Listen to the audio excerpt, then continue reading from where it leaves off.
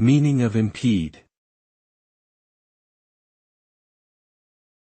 Impede. Impede. Impede. Impede. The word impede means to obstruct or hinder the progress or movement of someone or something.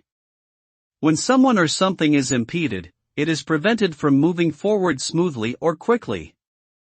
This can lead to delays, setbacks, and frustrations. In some cases, impediments may be intentional, such as when a teacher intentionally sets difficult obstacles for students to overcome in order to test their abilities.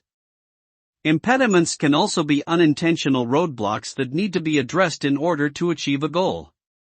Overall, the term impede describes a situation where progress or movement is slowed down or stopped by an obstacle.